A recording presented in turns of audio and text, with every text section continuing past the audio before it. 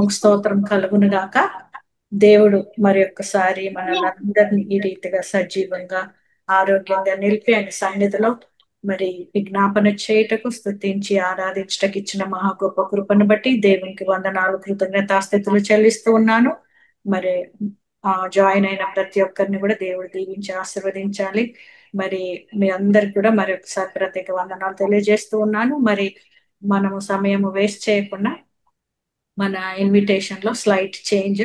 ఈ రోజు ఆరాధన ఏంజల వినోద్ గారు మరి నడిపించాలి. తను అనారోగ్యంగా ఉన్న వలన మన మధ్యలో మరి సిస్టర్ ప్రణీత మోసెస్ గారు ఉన్నారు.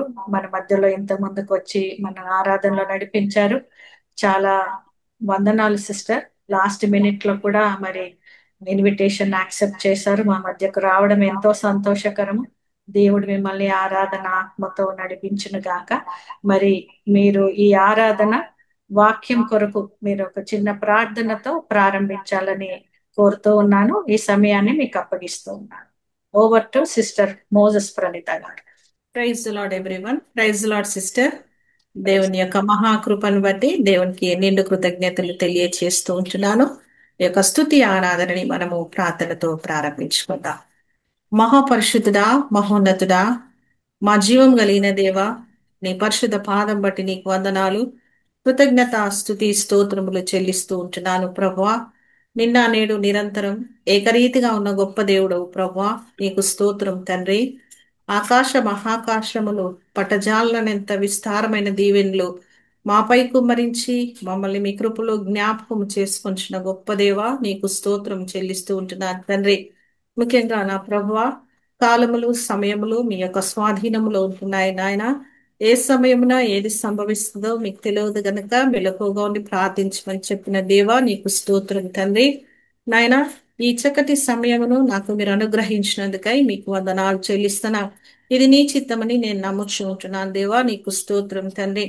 మరియు నాయన, ఈ సమయంలో నా ప్రభా మరి ఏంజలా సిస్టర్ మరి వర్షిప్ లీడ్ చేయవలసి ఉంది, కానీ బిడ్డ కొంత అనారోగ్య పరిస్థితిని బట్టి నా ప్రభా మరి బిడ్డ నీ యొక్క సన్నిధిలో మరి వర్షిప్ చేయలేకపోయింది ప్రభా. మరి యొక్క తరుణం ఆ బిడ్డకు మీరు తప్పక అనుగ్రహించి నీ నామాన్ని గణపరిచే బిడ్డగా చేయబోచున్నందుకై మీకు వందనాలు చెల్లిస్తూ ఉంటున్నాను తండ్రి. మరి ఈ సమయంలో నేను నీ సన్నిధిలో వర్షిప్ చేస్తుంటున్నప్పుడు నా ప్రభువా, మీరు నా పక్షంలో ఉండి నాకు సహాయం చేయండి నాయన. వర్షిప్ ని లీడ్ చేయండి ప్రభువా.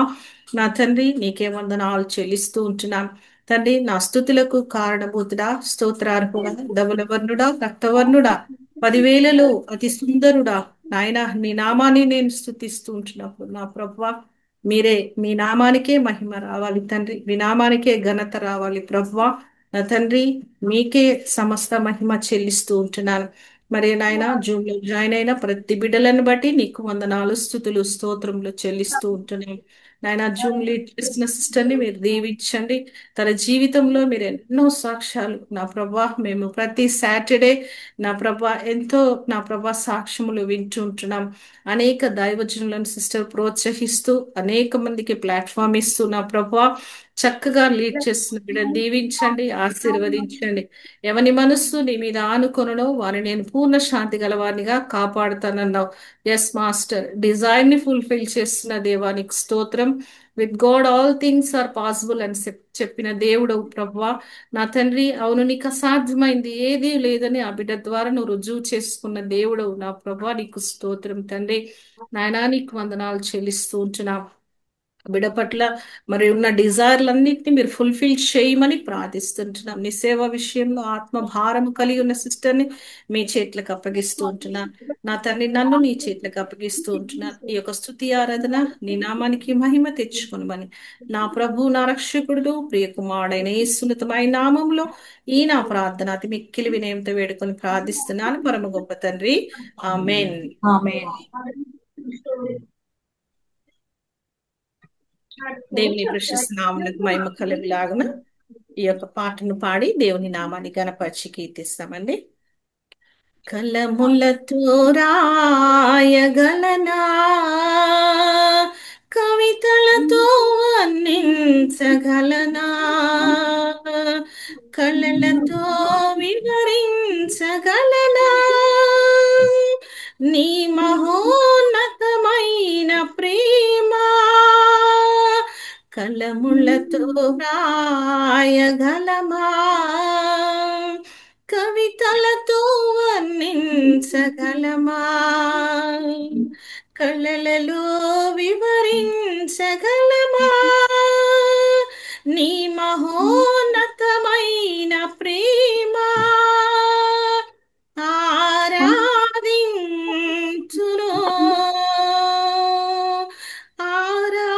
ఆరాధించును, ఆరాధించును, ఆరాధించును. రారాజువు నీవే, నా తండ్రివి నీవే, నిన్ను విడువను ఎడబాయను. రారాజువు నీవే, నా తండ్రివి నీవే, నిన్ను విడువను ఎడబాయను. Yes master. ఆకాశములు నీ మహిమను వివరించుచున్నవి, అంతరిక్షము నీ చేతి పనిని వర్ణించుచున్నది. ఆకాశములు నీ మహిమను వివరించుచున్నవి, అంతరిక్షము నీ చేతి పనిని వర్ణించుచున్నది. దేవా నా ప్రాణము నీ కొరకై తప్పించుచున్నది. దేవా నా ప్రాణము నీ కొరకై తప్పించుచున్నది. ఆరాధింతును, ఆరాధింతును, ఆరాధింతును, ఆరాధింతును. నా రాజువు నీవే, నా తండ్రివి నీవే, నిన్ను విడువను ఎడబాయను. రారాజువు నీవే, నా తండ్రివి నీవే, నిన్ను విడువను ఎడబాయను. సేరాపులు కేరుబులు నిత్యము స్తుతించుచున్నవి, మహాదూతలు ప్రధాన దూతలు నీ నామము కీర్తించుచున్నవి. సేరాపులు కేరుబులు నిత్యము స్తుతించుచున్నవి, మహాదూతలు ప్రధాన దూతలు నీ నామము కీర్తించుచున్నవి. దేవా నా ప్రాణము నీ కొరకై తప్పించుచున్నది. దేవా నా ప్రాణము నీ కొరకై తప్పించుచున్నది.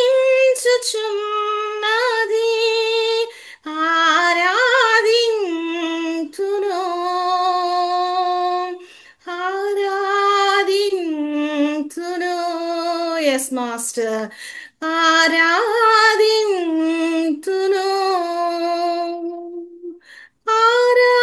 ఆరాధింతును.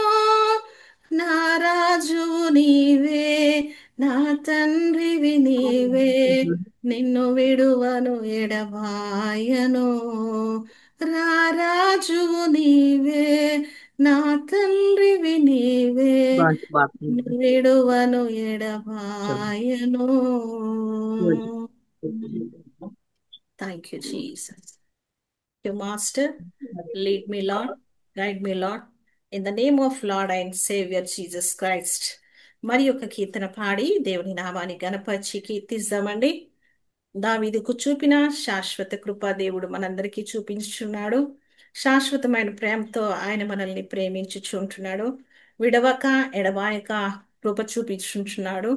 ఆయన నిత్యము స్తోత్రార్హుడు. ఆయన ధవలవర్ణుడు, రక్తవర్ణుడు, 10,000లో అతి సుందరుడు. ఆ సుందరమైనటువంటి దేవుణ్ణి మనం ఆరాధిస్తున్నామంటే నిజంగా మనం ఎంతో ధన్యులం. దేవుడు మనకిచ్చినటువంటి ఉచితమైన కృప కొరకై దేవాతి దేవునికి కృతజ్ఞతాస్తుతులు చెల్లిస్తున్నాను. ఎల్షదాయిగా, అడోనాయి దేవుడు మనకుంటూ మనల్ని నడిపిస్తూ ఉంటున్నాడు. నిజంగా ఆయన కృప వర్ణించలేనిది, వివరించలేనిది. ఆయన ప్రేమ మరి వెలకట్టలేనిది. కాబట్టి శాశ్వతమైన ప్రేమతో ఆయన మనల్ని ప్రేమిస్తూ ఉంటున్నాడు. ఆయన రెక్కల కింద మనల్ని భద్రపరుస్తున్నాడు. ఆయన కృపలో మనల్ని అందరినీ కాచి కాపాడుచున్నాడు. భయంకరమైన పరిస్థితులు, వాతావరణంలో మనం ఉంటున్నాం. అయినప్పటికీ ఏసే కృప మన ఎడల చాలంత హెచ్చుగా ఉంచినందుకు ఏసేకు నిండు కృతజ్ఞతలు తెలియచేస్తూ మరి ఒక కీర్తన పాడి దేవుని నామాన్ని గణపరుస్తామండి. Thank you Jesus. Thank you lord.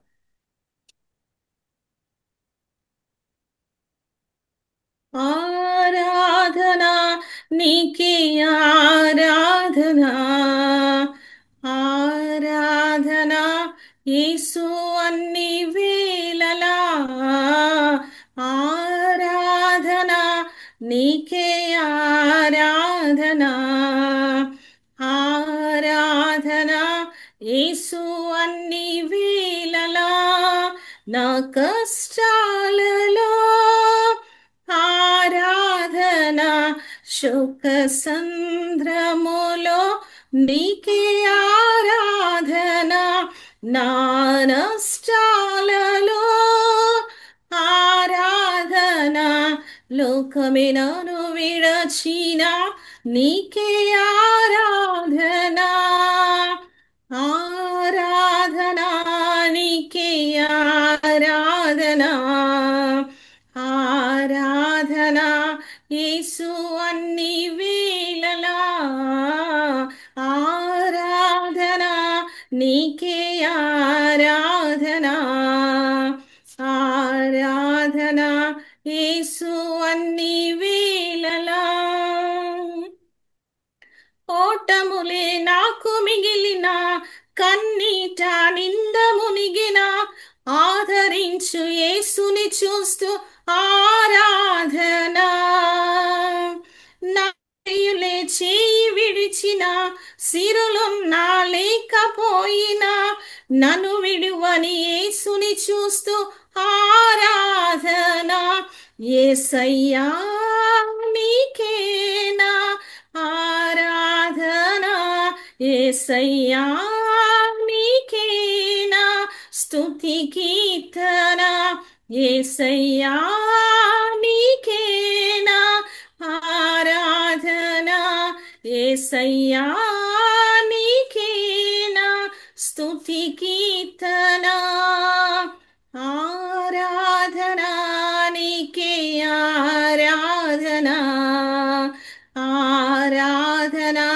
యేసు అన్ని వేళలా, ఆరాధన నీకే ఆరాధన, ఆరాధన యేసు అన్ని వేళలా.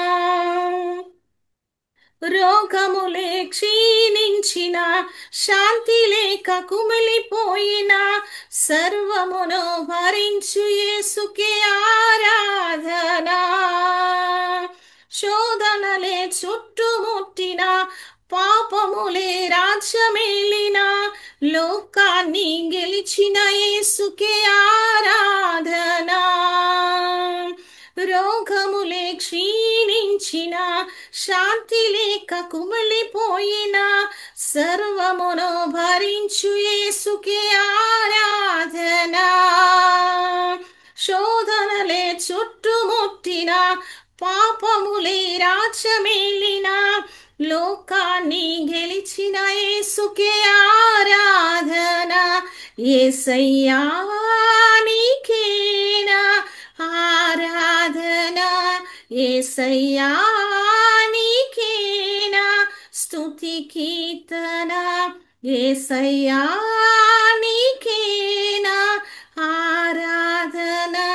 యేసయ్యా నీకే నా స్తుతి కీర్తన ఆరాధన నీకే ఆరాధన ఆరాధన యేసు అన్ని వేళలా ఆరాధన నీకే ఆరాధన ఆరాధన యేసు అన్ని వేళలా.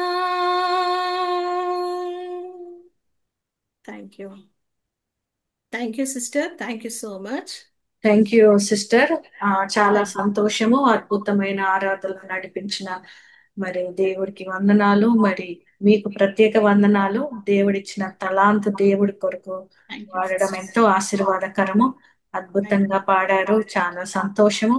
దేవుడు మిమ్మల్ని ఇంకా ఆయన పరిచయలో వాడుకోవాలని ప్రార్థిస్తూ ఉంటాము మీ కొరకు. మరి పరిచయ కొరకు మీరు ప్రార్థించండి. Thank you so much sister. మరి మనము మరి సందేశము సమయం కాబట్టి మన మధ్యలో సిస్టర్ జయదేవి గారు ఉన్నారు. శ్రీకాకుళము డిప్యూటీ కలెక్టర్ మన మధ్యలో ఉండడం ఎంతో సంతోషకరము. నాకు పరిచయం లేదు, కానీ నాగరాజ్ బ్రదర్ లాస్ట్ వీక్ వచ్చిన బ్రదర్ పరిచయం చేశారు. మరి ఈ రోజు ఉదయకాలంన సిస్టర్ తోని మాట్లాడడం జరిగింది. మరి సాక్ష్యాలు కూడా ఇద్దరం పంచుకున్నాము. చాలా సంతోషము.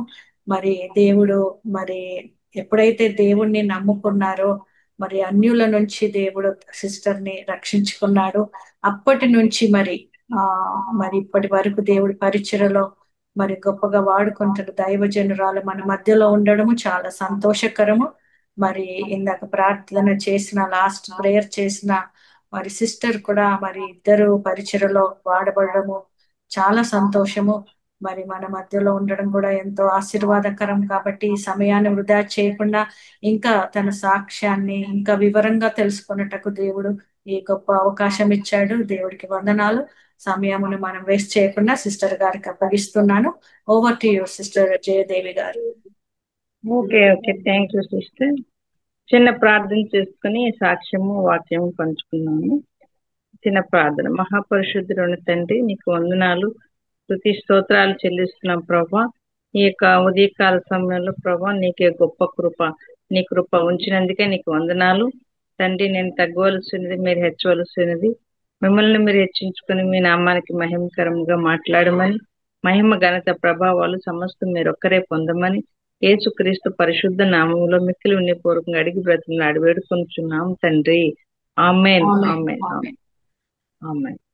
మరి సిస్టర్ చెప్పినట్టుగా మేము అన్యుల కుటుంబము చాలా విగ్రహారాధన, బహు విగ్రహారాధన. ఎంత విగ్రహారాధన అంటే అన్ని రకాలు పూజలు చేసేవాళ్ళమే. మరి ఈ రోజు నిజంగా చెప్పాలంటే వాడు కృష్ణాష్టమి. ఈ కృష్ణాష్టమి వచ్చిందంటే ఇంకా మా మదరు ఫాదరు మా వీధి కూడా అందరూ కూడా ఈ పండగను చాలా ఎక్కువగా బాగా సెలబ్రేట్ చేసుకునేవాడు. కొబ్బరికాయలు, మరి జాకెట్ ముక్కలు, అరటి పళ్ళు, వేవేవో రకరకాలు ఏదైతే పూజలు చేయాలో పూజలు చేయడానికి కావలసినవన్నీ కొనుక్కొని పర్చేజ్ చేసుకొని తెచ్చుకోవడము, పూజ చేయడం. వీధిలో అందరూ ఈ ఈ పండగ అనేటప్పటికి అందరికీ చాలా ఇదనమాట.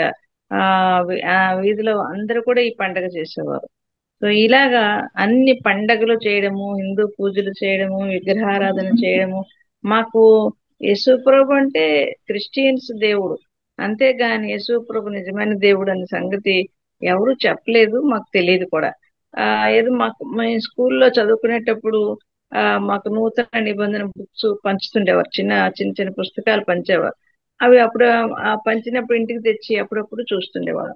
అలాగా నేను ఎంఎస్సి చదివినప్పుడు కూడా నాకు నా క్లాస్మేట్ ఒక అమ్మాయి తను బైబిల్ ఇచ్చింది. బైబిల్ ఇచ్చి నీకు ఎప్పుడైనా ఖాళీ ఉండేటప్పుడు చదువుతుందో అని చెప్పింది అనమాట. ఒక విధంగా చెప్పాలంటే నేను ఎంఎస్సి చదువుతూ ఉండగా ఆ టైంలోనే నాకు మంచిగా ఫ్రెండ్స్, క్రిస్టియన్ ఫ్రెండ్స్ ఉండేవారు.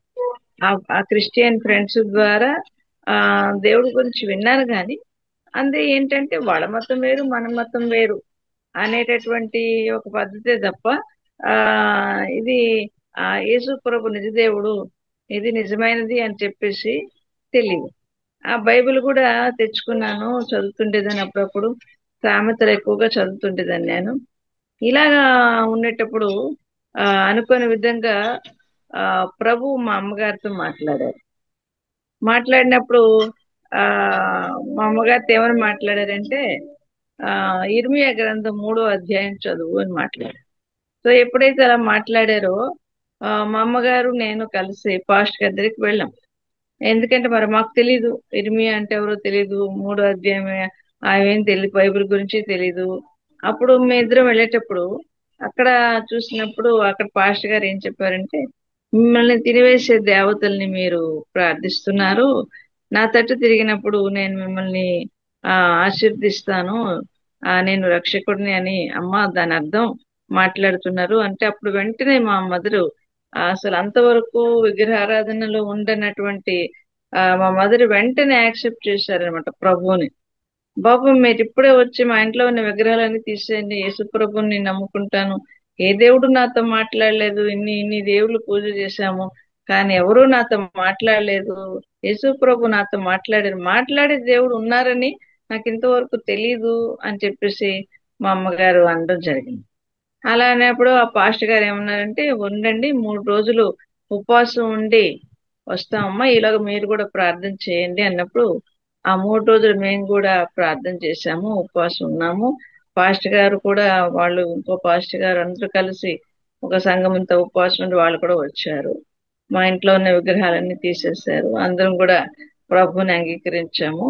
అది 92వ సంవత్సరము. మేము అప్పుడే తిరుపతి వెళ్ళి వచ్చాం. ఒక విధంగా చెప్పాలంటే తిరుపతి గురించి మీకు అందరికి తెలుసు, అక్కడ వెంకటేశ్వరుడు ఉంటాడు దేవుడు అని ఆ హిందువులకి అందరికీ కూడా గొప్ప భక్తి. అది వెళ్ళి వచ్చిన తర్వాత యేసు ప్రభు మాట్లాడడం జరిగింది. నిజంగా రియల్ గా మరి దేవుడు అంటే యేసు ప్రభువే. అప్పుడు మా అమ్మగారు కూడా చాలా ఆశ్చర్యపోయారు. మరి ఆవిడైతే తిరుపతి వెళ్ళి ఆవిడ హెయిర్ కటింగ్ చేయించుకుంది, అంటే బాబ్డ్ హెయిర్ లాగా సగం హెయిర్ ఇచ్చింది అనమాట. మేము ఎవరు కూడా ఇవ్వలేదు, కానీ ఆవిడ హెయిర్ లో సగం హెయిర్ ఇచ్చేసింది. అలాగా చేసిన తర్వాత ఇంటికి వచ్చిన తర్వాత ప్రభు మాట్లాడడం, ప్రభుతో తిరగడం, మేము అందరం కూడా మారిపోవడం, అందరూ కూడా మారేటప్పటికి ఇంకా మా వీధిలో అందరూ ఆశ్చర్యం. మా ఇంటి ఎదురుగుండానే ఒక ఫ్యామిలీ, బోర్న్ క్రిస్టియన్ ఫ్యామిలీ అనమాట. వాళ్ళు బోర్న్ క్రిస్టియన్స్, కానీ వాళ్ళు ఎప్పుడు చర్చికి వెళ్ళడం తెలియదు. వాళ్ళు సంవత్సరానికి ఒకసారి క్రిస్మస్ రోజు జనవరి 1 సంవత్సరానికి 2 రోజులు మాత్రమే వాళ్ళు చర్చికి వెళ్ళేవారు. మిగిలిన రోజులంతా కూడా అందరితో కలిసిపోయేవారు. ఇప్పుడు ఏ పండుగలైనా సరే ప్రసాదాలు ఇస్తే తినేసేవారు. పండుగల్లో వాళ్ళు కూడా అంటే హిందూస్తో కలిసి ఎంజాయ్ చేసేవారు. సో ఈ విధంగా ఉండడం వలన మేము ఎప్పుడైతే ప్రభువుని నమ్ముకొని మారిపోయాం అనమాట. మేము బైబిల్ పట్టుకుని ఆదివారము శుక్రవారము ప్రేయర్కి, ఆదివారం ప్రేయర్కి వెళ్ళేవాళ్ళం, శుక్రవారం ఫాస్టింగ్ ప్రేయర్కి వెళ్ళేవాళ్ళం. మరి ఈ విధంగా ఏ ప్రేయర్ జరిగినా, ఎవరైనా కుటుంబ ప్రార్థన జరిగితే వెళ్ళేవాళ్ళం. మైక్ లో పాటలు అయి పాడుతుండేవాళ్ళం, దేవుని స్తుతించేవాళ్ళం, గళమెత్తి కీర్తనలు పాడేవాళ్ళం. ఇలా చేసేటప్పటికి అందరికి ఆశ్చర్యం అయిపోయింది. ఒక మిరకిల్ అన్నమాట దేవుడు చేశాడు మా జీవితాల్లో. నిజంగా మేము రక్షణ పొందడం అనేది మా జీవితాల్లో దేవుడు చేసిన గొప్ప మిరకిల్ అన్నమాట. అందరూ కూడా ఆ ఏరియా ప్రజలందరూ కూడా మమ్మల్ని చూసి ఏదో వింతగా చూసేవారు. మేము బైబిల్ పట్టుకొని బయటకు వెళ్తే వింతగా చూసేవారు, పాటలు పాడుతుంటే వింతగా చూసేవారు. అలాగే వీళ్ళకి యవన కాలంలో వీరు ప్రభులోకి వచ్చారు, వీళ్ళ వివాహాలు ఎలాగవుతాయి అంటే, మేము యవన కాలము, మా మదర్ వాళ్ళు మధ్య వయసు వాళ్ళు, ఈ టైంలో మేము ప్రభుని నమ్ముకోవడం అనేది జరిగింది. దాన్ని బట్టి అందరూ ఏమనుకునేవారు, వీళ్ళు యవన కాలంలో ఎలా సంబంధాలు ఎలా వస్తాయి, వీళ్ళకి వివాహాలు ఎలా అవుతాయి, ఎందుకు ఇలాంటి వీళ్ళు పని చేశారు వీళ్ళు అని చెప్పి అనుకునేవారు అనమాట. అయితే దేవుడు ఆశ్చర్యకరుడు, అద్భుతకరుడు. మేమైతే దేవుని మీద భారం వేశాము. మా మదర్ కూడా దేవుని మీద ఆధారపడ్డారు. వివాహాల గురించి కూడా ఉపవాస ప్రార్థన 45 రోజులు ఉపవాసం ఉండి ప్రార్థన చేశారు. అలాగే నాకు కూడా మంచిగా పరిశుద్ధ వివాహం జరిగింది. నా భర్త హిందువే, కానీ ఆయన ఒప్పుకున్నారు, వివాహానికి ఒప్పుకుని క్రైస్తవ వివాహం జరిగింది. అలాగే తమ్ముడికి చెల్లికి అందరికి క్రైస్తవ వివాహాలు జరిగాయి. అలాగే చెల్లి భర్త కూడా హిందూగా ఉంటే తర్వాత తమ్ముడు భార్య మాత్రం క్రైస్తవురాలుగా మారింది, ఆమె ముందే మారింది. అలాగా మా వివాహాలు జరిగాయి. అలాగే మా పిల్లలు కూడా పుట్టాడు, దేవుడు పిల్లల్ని కూడా ఇచ్చాడు. అద్భుతకరంగా మా జీవితాలను దేవుడు ఆశీర్వదించాడు. అలాగే మా ఉద్యోగాలు కూడా మరి మంచి మంచి ఉద్యోగాలు ప్రభుని తెలుసుకున్న తర్వాత నాకు మరి గ్రూప్ 2A సెలెక్ట్ అయ్యాను తహసీల్దార్గా. తర్వాత ఇప్పుడు డిప్యూటీ కలెక్టర్గా నేను చేస్తున్నాను. అలాగే చెల్లి కూడా ఎండిఓగా, అలాగే తమ్ముడు కూడా LIC డెవలప్మెంట్ ఆఫీసర్గా, అలాగే మాకు వచ్చిన మా ఆఫ్ అదే నా భర్త కూడా ACTOగా, అలాగే చెల్లి భర్త కూడా MDOగా, అలాగే తమ్ముడు భార్య కూడా టీచర్గా, అందరూ ఉద్యోగాలే. అందరూ ఆశీర్వదించబడిన జనాంగంగా దేవుడు మార్చేశాడు. ఎప్పుడైతే మేము ఇలాగ ఆశీర్వదించబడ్డామో ఇంకా అందరూ కూడా చాలా ఆశ్చర్యపోతున్నారనమాట. ఎలాగ ఏంటి ఇంత ఆశ్చర్యంగా వీళ్ళ జీవితాలు మలచబడ్డాయి, ఆశీర్వదించబడిన జనాంగంగా వీళ్ళు ఉన్నారని చెప్పి అప్పుడు వాళ్ళకి ఆ జ్ఞానం వచ్చింది, దేవుని తెలుసుకుంటే ఇలా ఉంటారు అనేసి. సో ఈ విధంగా మా జీవితాల్లో గొప్ప ఇది. తర్వాత నా భర్త కూడా రక్షణ లేనప్పటికీ యేసుప్రభు అంటే ఇష్టపడేవారు. ఆయన యేసుప్రభు అంటే ఇష్టమే. కాకపోతే తన యొక్క చెల్లెళ్ళు తన కుటుంబీకులు అందరూ కూడా హిందూస్ గా ఉండడం వల్ల వాళ్ళ వివాహాలు అవ్వాలని అతను వెనుకబడేవారు. ప్రభులోకి రావడానికి కొంచెం వెనక్కి లాగుతూ ఉండేవారు. అనుకోకుండా అతనికి ఏం జరిగిందంటే వాళ్ళ చెల్లెలు వివాహాలు అయిపోయి, తమ్ముళ్ళు ఉద్యోగాలు వచ్చే వాళ్ళ వివాహాలు అయిపోయి, తర్వాత అతనికి కిడ్నీస్ ఫెయిల్ అయింది. కిడ్నీస్ బోత్ కిడ్నీస్ ఫెయిల్ అయిపోయి బాగా మెజరబుల్ కండిషన్ లోకి వచ్చేసారు. అప్పుడు ఆయన ప్రభుని అంగీకరించి బాప్తిస్మం తీసుకుని రక్షణ పొంది 5 సంవత్సరాలు బ్రతికారు. అది వచ్చిన తర్వాత 2010లో ఆయన మరణించారు. జూలై నెలలో మరణించారు. అప్పటి వరకు కూడా దేవుని భయభక్తుల్లో పెరిగి, అంటే దేవుని ఎందు ఇష్టత కలిగి రోజు బైబిల్ చదివి ప్రార్థన చేసేవారు. ఇద్దరం కలిసి ఏకీపించి ప్రేయర్ చేసేవాడు. అలాగే 5 సంవత్సరాలు కూడా ఉండి 5వ సంవత్సరంలో 2010లో జూలై 28ని ఆయన చనిపోయారు. దేవుని సన్నిధికి వెళ్ళారు. అయినప్పటికీ కూడా దేవుడు నాకు గొప్ప బలాన్ని ఇచ్చి, శక్తినిచ్చి, మరి నిజంగా నిన్ను సృష్టించిన సృష్టికర్త నీకు భర్త అయి ఉన్నాడు అని చెప్పి నాతో మాట్లాడి నన్ను నిలబెట్టి, నేను ఏమాత్రం కృంగిపోకుండా పడిపోకుండా మరి ఎన్ని చక్కగా నా కుడి చేయి పట్టుకుని నా దేవుడు మరి ఆయన చనిపోయిన రోజు నుంచి ఇప్పటి వరకు కూడా నన్ను నడిపించారు. నాకు 2 బిడ్డలు. వారు పెద్ద కుమార్తె, తర్వాత కుమార్తె డాక్టర్ చదివింది రష్యాలో. మరి అలాగే అల్లుడు కూడా వివాహం పాపకు కూడా చేశాము. అల్లుడు కూడా డాక్టరే, తను కూడా MS సర్జన్ అన్నమాట. ఇద్దరు వైజాగ్ లో ఉంటారు. వాళ్ళు కూడా జాబ్స్ చేస్తున్నారు. అలాగే కుమారుడు US లోనే ఒహాయో స్టేట్ లో ఉన్నాడు. రైట్ స్టేట్ యూనివర్సిటీలో MS కంప్లీట్ చేశాడు. ఇక్కడ బీటెక్ రాయవెల్లూరులో చేశాడు. ఇక్కడ నుంచి అక్కడికి దేవుడు పంపించారు. US లో ప్రజెంట్ తను అక్కడ ఉన్నాడు, పార్ట్ టైం చేస్తున్నాడు. ఇంకా తన జాబ్ రావాలి. ఆ జాబ్ గురించి మరి ప్రేయర్ చేస్తున్నాము. జాబ్ కొద్దిగా లేట్ అవుతుంది. MS కంప్లీట్ అయిపోయింది, జాబ్ సెర్చింగ్ లో ఉన్నాడు అనమాట. కాబట్టి ఈ విధంగా దేవుడి కొరకు నేను వాడబడుతున్నాను. ఒక పక్క జాబ్ చేసుకుంటూ నా ఖాళీ సమయంలో ఎప్పుడు సమయం దొరికినా మరి నేను దేవుని వాక్యాన్ని ప్రకటిస్తూ ఉంటానన్నమాట. అది నాకు చాలా ఇష్టమైనటువంటిది. నేను మరి దేవునితో ఐక్యం అయిపోయానని చెప్పాలి. ఒక విధంగా చెప్పాలంటే ఎల్లవెల్లా నేను ప్రార్థన జీవితం, నా భక్తి జీవితం, దేవుని వాక్యం ప్రకటించడం, ఇదే నాకు ఉన్నటువంటి ఆస్తి. మరి ఈ విధంగా నా జీవితాన్ని నేను గడుపుతూ ఉన్నాను అనమాట ఇప్పటి వరకు కూడా. సో ఆ విధంగానే మరి సిస్టర్ పరిచయం అయ్యారు, నాగరాజు గారు. బెంగళూరులో తను చేస్తూ ఉండగా బెంగళూరు కూడా నేను వెళ్ళాను. అక్కడ కూడా సాక్ష్యం చెప్పాను, వాక్యం చెప్పాను.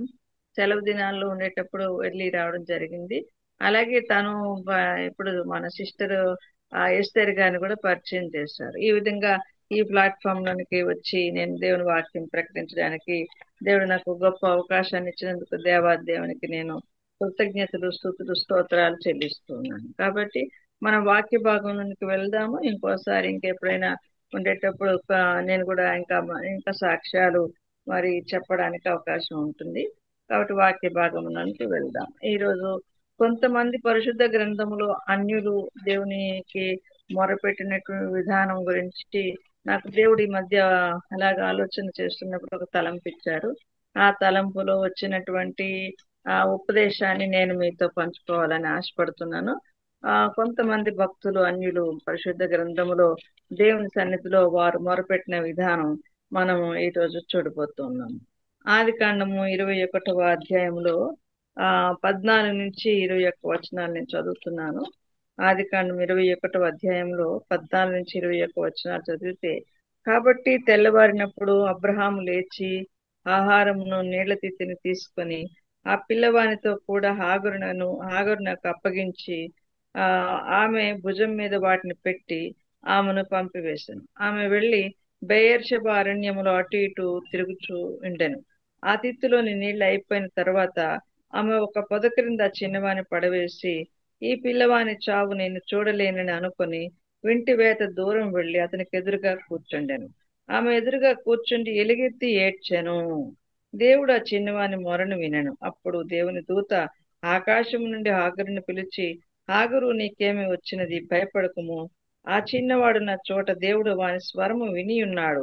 నీవు లేచి ఆ చిన్నవాడిని ఎత్తుకొని లేవనెత్తి నీ చేత పట్టుకొనుము. వానిని గొప్ప జనముగా చేసేదనని ఆమెతో అనెను. మరియు దేవుడు ఆమె కన్నులు తెరిచినందున ఆమె నీళ్ల ఊట చూచి వెళ్లి ఆ తిత్తిని నీళ్లతో నింపి చిన్నవానికి త్రాగనిచ్చెను. దేవుడు ఆ చిన్నవానికి తోడయుండెను. అతడు పెరిగి పెద్దవాడే అరణ్యంలో కాపురం ఉండి విలుకాడాయను. అతడు పారాన అరణ్యంలో ఉన్నప్పుడు అతని తల్లి ఐగుప్తు నుండి ఒక స్త్రీని తెచ్చి అతనికి పెండ్లి చేశాను. ఈ విధంగా మనం చూస్తే ఇక్కడ హాగరు దేవునికి మొరపెట్టడం అనేది మనం చూస్తున్నాం. హాగరుకి అబ్రాము పంపించేశాడు. శారా మాట విని, శారా మాట వినడమే కాకుండా దేవుడు కూడా శారా చెప్పినట్టు నువ్వు వినాలని చెప్పినప్పుడు ఇస్సాకు పుట్టాక ఈ హాగరు కుమారుడైన ఇష్మాయేలు ఇస్సాకుని పరిహసించినందున శారా ఆమెను గెంటి వేయమని చెప్పి చెప్తాదనమాట. ఎప్పుడైతే ఆమె అలాగా చెప్పిందో, శారా చెప్పిందో, హాగర్కి వెంటనే నీళ్ల తిత్తి ఇచ్చి నెత్తి మీద నీళ్ల తిత్తి పెట్టి ఆహారం పెట్టి అబ్రాము చాలా దుఃఖపడుతూ హాగర్ని ఇష్మాయిల్ని పంపించేస్తాడు. అప్పుడు ఆమె వెళ్తూ ఈ బెయేర్షెబా దగ్గర ఆ పిల్లవాడిని పడివేసి నీళ్ళు అయిపోయి, నీళ్ల తిత్తితో నీళ్లు ఇచ్చారు, ఆహారం ఇచ్చారు, అయిపోయింది. ఇంకా నడుస్తా ఉంది, వెళ్తా ఉంది, చాలా ఇబ్బంది పడతా ఉంది, దుఃఖపడతా ఉంది. ఆ పిల్లవాడు చావు నేను చూడలేనని ఒక చెట్టు కింద పిల్లవాడిని పడవేసి కూర్చుని దేవునికి దగ్గర ఎలుగెత్తి ఏడ్చిందంట హాగరు ఒక అన్యురాలు, ఆమె ఐగుప్తీయురాలు అయినప్పటికీ కూడా దేవుని సన్నిధిలో ఏడ్చింది. ఎందువలనంటే అబ్రహాం కుటుంబంతో ఆమెకున్నటువంటి సహవాసం వలన ప్రభువు గురించి తెలుసుకుంది. ఆ దేవుడి దగ్గర ఎలుగెత్తి ఏడ్చినప్పటికీ ఆ దేవుడు చిన్నవాని స్వరం విన్నాడు, హాగరు స్వరం విన్నాడు. వెంటనే నీళ్ళని అక్కడ ఏర్పాటు చేశాడు. ఆమె కన్నులు తెరిచినందున అక్కడ నీళ్ల బావి కనిపించింది. నీళ్లు తీసుకొచ్చి ఆ కుమ్మాడికి ఇచ్చింది. ఇలాగా ఒక ఐగుప్తు రాయలు అయినప్పటికీ కూడా ఆమె ప్రార్థన దేవుడు అంగీకరించాడు. అలాగే బైబిల్లో ఇంకా చాలా మంది మనం చూస్తాం అన్నమాట. అలాగే ఆదికాండము 24వ అధ్యాయంలో కూడా అక్కడ మనకి ఒక వ్యక్తి కనిపిస్తాడు. అతను కూడా ఎలియాజరు అనేటటువంటి దమస్కుకు చెందిన ఎలియాజరు. ఇక్కడ అబ్రహాం ఏం చేస్తాడంటే, తనకి కుమారుడు ఇస్సాకు ఉన్నాడు, శారా చనిపోయింది, మరణించింది, దేవుని సన్నిధికి వెళ్ళిపోయింది. ఇంకా ఇస్సాకు వివాహం చేయాలంటే అబ్రహాం చాలా వృద్ధుడు. అసలు వృద్ధుడిగా ఉండేటప్పుడు ఆ కుమారుడు కలిగాడు, ఇప్పుడు ఇంకా వృద్ధుడైపోయాడు. ఇప్పుడు ఇంకా తను వివాహంకి వెళ్ళి తిరిగి కుమార్తెను చూసేటటువంటి అవకాశం లేక ఎలియాజరుని పిలిచాడు. ఎలియాజరుని పిలిచి అతని తొడ కింద చేయి పెట్టి ఎలియాజర్తో చెప్తాడనమాట, నీ వెళ్ళి నా కుమారుడికి కన్యక నువ్వు తీసుకురావాలి. ఆమె ఒకవేళ ఇష్టపడి వస్తేనే తీసుకురా, ఒకవేళ ఇష్టపడకపోతే నువ్వు తీసుకురావాల్సిన అవసరం లేదు. కానీ ఇక్కడ ఈ కనాను దేశంలో ఎవరిని నాకు వద్దు, నువ్వు వెళ్ళవలసింది ఎక్కడికంటే నా వంశస్థుల దగ్గరికి వెళ్ళాలి, అక్కడికి వెళ్ళి కుమార్తెని తీసుకొని రావాలి అని చెప్పినప్పుడు ఎలియాజరు అబ్రహాం చెప్పిన మాటలన్నీ విని అబ్రహాం దేవునికి ఆయన మొరపెడతాడు. ఎంత ఆశ్చర్యం అంటే అక్కడ మనం 24వ అధ్యాయం చూస్తే 12, 13, 14 వచనాలు మనం అక్కడ చూస్తే ఆయన ఎలా మొరపెట్టాడు అనేది ఆశ్చర్యంగా, అంటే ఆ దేవుడికి ఎలా చెప్తాడనేది. నా యజమానుడగు అబ్రహాము దేవుడైన యెహోవా, నేను వచ్చిన కార్యమును త్వరలో సఫలము చేసి నా యజమానుడిగా అబ్రహాం మీద అనుగ్రహము చూపుము, చిత్తగించుము. నేను ఈ నీళ్ల ఊట యొద్ద నిలుచుచున్నాను. ఈ ఊరి వారి పిల్లలు నీళ్లు చేదుకొనుటకు వచ్చుచున్నారు. కాబట్టి నేను త్రాగునట్లు నీవు దయచేసి నీ కడవను ఉంచుమని నేను చెప్పగా, నీవు త్రాగుము, నీ ఒంటెలకును నీళ్లు పెట్టదునని ఏ చిన్నది చెప్పునో ఆమెయే నీ సేవకుడైన ఇస్సాకు కొరకు నీవు నియమించినదై ఉండును గాక. అందువలన నీవు నా యజమానుని మీద అనుగ్రహం చూపితవని తెలుసుకుందునను. హల్లెలూయా. చూసారా, ఇంకా అతను ఎంత బాగా చెప్తున్నాడు, దేవుడికి మొరపెడుతున్నాడంటే, దేవా ఇదిగో అబ్రహాం యజమానుడికి, నా యజమానుడి దేవుడు నువ్వు, కాబట్టి అబ్రాహాముకి కావలసినటువంటి కోడలు ఇక్కడికి వచ్చి నాకు నీళ్లు ఇవ్వాలి, అలాగే నా ఒంటెలకి నీళ్లు ఇవ్వాలి, అలాగే ఎవరైతే చెప్తారో ఆమెనే నా యజమానుడైన అబ్రాహాము యొక్క కుమారుడికి ఆమె భార్యగా చేయబడుతుంది, అలా జరగాలని నేను కోరుకుంటున్నాను అని ఆ దేవుడితో మొరపెట్టాడు. దేవుడు కూడా తన మొరని ఆలకించాడు. ఎలియాజరు మొరని ఆలకించి వెంటనే ఆమె రావడం, రెబెకా రావడం, అక్కడికి ఆ నీళ్లు తోడి వేయడము, ఆ ఒంటెలకి నీళ్లు పెడతానని చెప్పడము. 10 ఒంటెలకి ఆమె నీళ్లు పెట్టింది. ఒంటెలు చాలా ఎక్కువ నీళ్లు తాగుతాయి. ఆ ఎడారి ఓడలు కదా ఒంటెలు, ఎడారిలో ఉంటాయి కాబట్టి ఎక్కువగా నీళ్లు ఒకేసారి తాగుతాయి అనమాట. 5 గ్యాలన్లు వాటర్ ఎంతో తాగుతాయి. అలాంటి ఇది ఆ ఒంటెలకి, ఆ 10 ఒంటెలకి కూడా ఆమె నీళ్లు చేది ఆ నుయ్యిలోనికి దిగి పట్టుకొని బయటకు వచ్చి ఆ కడవ నింపి, ఎన్నిసార్లు మరి వెళ్ళిందో, ఎన్నిసార్లు నూతులోకి వెళ్ళిందో, ఆ కడవ నింపిందో, మళ్ళీ ఎన్నిసార్లు వచ్చిందో, అలాగా అయినప్పటికీ కూడా శారీరకంగా ఎంత శ్రమ పడినప్పటికీ ఆమె నీళ్లు తెచ్చి ఎలియాజరుకి ఇచ్చింది, ఒంటెలకు ఇచ్చింది, పని వారికి ఇచ్చింది. అప్పుడు ఎలియాజరు ఇంటికి వెళ్ళి ఎలియాజరుని తీసుకొని ఇంటికి కూడా తీసుకొస్తే అప్పుడు లాబాను కూడా అక్కడ ఏమంటాడంటే, లాబాను గురించి కూడా ఇక్కడ మనము తెలుసుకోవాలి. 24వ అధ్యాయంలోనే మనం చూస్తే 50-51 వచనాలకు వచ్చేసరికి ఇక్కడ లాబాను సిరియా వాడు, ఇతను కూడా ఆ రెబెకాకి అన్నగారు. ఇప్పుడు ఈయన ఏమంటున్నాడంటే, లాబానును బెతూయేలును, లాబాను తండ్రి బెతూయేలు, ఇది యెహోవా వలన కలిగిన కార్యము, మేమైతే అవునని గాని కాదని గాని చెప్పజాలము. ఇదిగో రెబెకా నీ ఎదుట ఉన్నది, ఆమెను తీసుకుని పొమ్ము. యెహోవా సెలవిచ్చిన ప్రకారము ఈమెను యజమాను కుమారునికి భార్య అగునుగాక అని ఉత్తరం ఇచ్చారు. చూసారా, వాళ్ళు కూడా ఇద్దరు కూడా ఎవరు, రెబెకా తల్లి, రెబెకా తండ్రి బెతూయేలు, రెబెకా అన్న లాబాను, వీరు సిరియా వారు అనమాట. వీరు కూడా అన్యులే అయినప్పటికీ కూడా అబ్రహాం యొక్క వంశస్థులు. అబ్రహాము మరి అన్యుల నుంచే పిలువబడ్డాడు కదా. కాబట్టి అబ్రహాం యొక్క అన్నదమ్ముల పిల్లలు అనమాట వీళ్ళు. అయినా సరే బెతూయేలు ఎవరంటే అబ్రహాము అన్న నాహోరు భార్య మిల్కాకి పుట్టినవాడే బెతూయేలు. బెతూయేలు కుమార్తె రెబెకా, బెతూయేలు కుమారుడు లాబాను. వీరు సిరియా దేశస్థులు అనమాట. ఇప్పుడు వాళ్ళు ఏం చెప్తున్నారంటే, ఇది యెహోవా వలన కలిగిన కార్యము, మేమైతే అవునని గాని కాదని గాని చెప్పజాలము.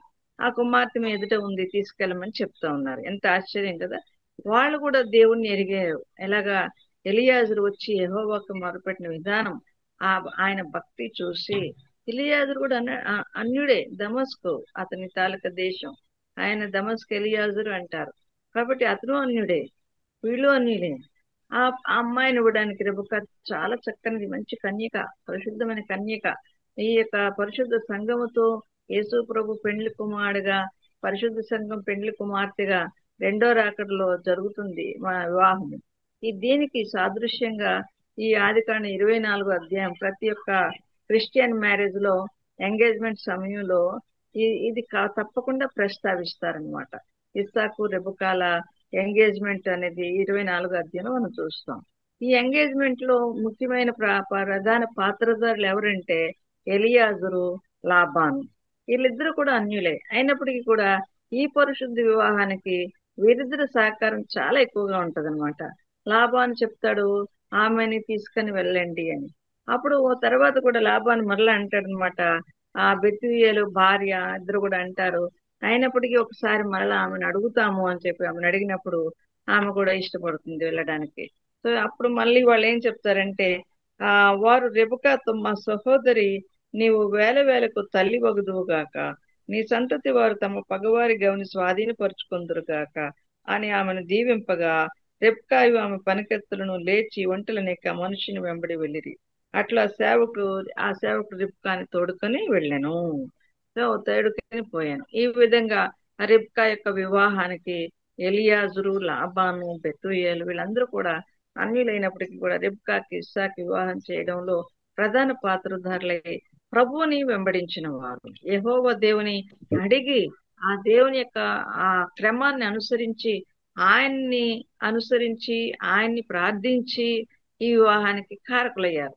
అంటే అన్యులు కూడా పరిశుద్ధ గ్రంథంలో దేవుని పనిని చేశారు, దేవుని ప్రార్థించారు, దేవుని పని చేశారు. ఎంత గొప్ప విశేషం అంటే ఆ లాబాను, ఆ తర్వాత బెతూయేలు, ఎలియాజరు ముగ్గురు కూడా దేవుని మాట విని దేవుని లేఖనాల ప్రకారము రెబకా ఇస్సాకుల వివాహాన్ని జరిగించారు. ఇలాగే మనం చూస్తే యెహోషువ గ్రంథంలో 2వ అధ్యాయము అక్కడ 1-11 వచనం చూస్తే రాహాబు కనబడుతుంది. ఆమె ఒక వేశ్య, ఆమె మరి ఎరుకో పట్టణస్థురాలు. యెహోషువ గ్రంథము 2వ అధ్యాయము తీస్తున్నా నేను. యెహోషువ గ్రంథం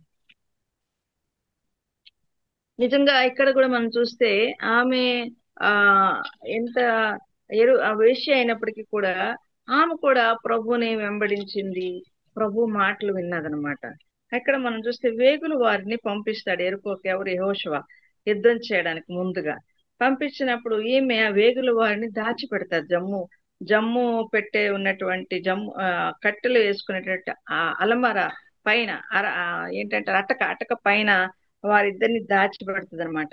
దాచిపెట్టి వారికి ఏం చెప్తుందంటే, మీరు గెలుస్తారు ఈ యుద్ధంలో, ఎరుకోని ఓడిపోతుంది, ఎందుకంటే మీరు ఎర్ర సముద్రాన్ని పాయలుగా చేసేరా, మీ దేవుడు చాలా గొప్ప దేవుడు, ఆ దేవుడు మీకు మా ఎరుకోని ఇస్తాడని నాకు తెలుసు, ఎరుకోది మీరు యుద్ధం చేసి గెలిచినప్పుడు మమ్మల్ని కాపాడండి, నా కుటుంబాన్ని కాపాడండి అని వాళ్ళకి అడుగుతుంది అనమాట. అప్పుడు వాళ్ళు ఏం చెప్తారు, ఎర్రటి తొగటి దారము నువ్వు కిటికీకి కట్టినప్పుడు దాని నుండి బయటికి ఎవరు రాకుండా నువ్వు చూసుకో, ఆ గృహాన్ని మేము ముట్టకుండా ఉంటాము, ఆ గృహం చుట్టూ మేము కాపాడుతాము, మిగిలిన బయటకు వచ్చిన వాళ్ళని మేము కాపాడలేము, బయటకు వచ్చిన వాళ్ళందరినీ చంపేస్తామని చెప్తారు. ఆ విధంగా బయటకు వచ్చిన వాళ్ళందరూ కూడా చనిపోతారు, ఎవరు రారు. ఆ గృహం చుట్టూ ఆ గృహానికి కిటికీకి ఎర్రటి దారము వేలబడుతూ ఉంటది, ఆ గృహాన్ని వాళ్ళు ముట్టుకోరు అనమాట. ఆ గృహంలో ఆమె తల్లిదండ్రులు, ఆమె తాలూకు అందరూ కూడా అందులో ఉంటారనమాట. అలాగా ఆమె తన గృహాన్ని రక్షించుకుంటుంది, తన ఇంటి వారందరినీ కూడా రక్షించుకుంటుంది. ఆమె కూడా దేవుని యొక్క నిజంగా గొప్ప ఆకాశం ముందు భూమి యందు ఆయనే గొప్ప దేవుడు, ఆయన ఎంతో గొప్ప కార్యాలు చేశాడు, మిమ్మల్ని రక్షించాడు, మమ్మల్ని కూడా రక్షించాలి అని చెప్పి ప్రార్థన చేస్తుంది. నిజంగా అన్యురాలైనప్పటికీ రాహాబు షల్మాన్ని వివాహం చేసుకుని, రాహాబుకి షల్మాన్కి పుట్టిన కుమారుడు బోయజు. మరి మనం చూస్తాం బోయజు రూతు ద్వారా ఓబేదుని కంటాడు అనమాట. ఓబేద్ ఎవరంటే యెషైకి తండ్రి, ఆ యెషై కుమారుడు దావీదు వంశంలో నుంచి యేసుప్రభువు వారు వచ్చారు. సో ఇంత రాహాబు మనం మత్తయి సువార్తలో చూసినప్పుడు అక్కడ వంశావళిలో కూడా ఆమె గురించి వ్రాయబడుతుంది. మత్తయి సువార్త 1:5 చూసినప్పుడు కూడా అక్కడ మనకి రాహాబు ద్వారా ఈ దావీదు సంతానం వచ్చిందని చెప్పి మనకి రాయబడి ఉంటుంది అనమాట. కాబట్టి నేను అంటే రిఫరెన్స్ చదవడం లేదు, టైం సరిపోదని, అందుకని మేము చెప్పుకుని వెళ్ళిపోతున్నాను. రిఫరెన్స్లని రాస్తాను కానీ తీసి చదవట్లే. అయితే ఈ విధంగా రాహాబుని దేవుడు అంత చక్కగా వాడుకొని తన వంశావళిలోనే ఆమెకు ఒక స్థానాన్ని ఇచ్చాడు. ఆమె ఒక వేశ్య అయినప్పటికీ కూడా ఆమె ప్రభువుని ఎరిగిందనమాట. ప్రభువుని ఎరిగి ప్రభు వంశావళిలో ఒక ముఖ్యమైన పాత్రగా, ఒక ముఖ్యమైన స్త్రీగా వెలుగొందింది. నిజంగా ఎందుకని అంటే ఆమె దేవుని గొప్పతనాన్ని తెలుసుకుంది, ఆయన ఆశ్చర్య క్రియలని ఆమె స్తుతించింది దేవుణ్ణి, ఆయన ఆశ్చర్య క్రియల్ని కొనియాడింది.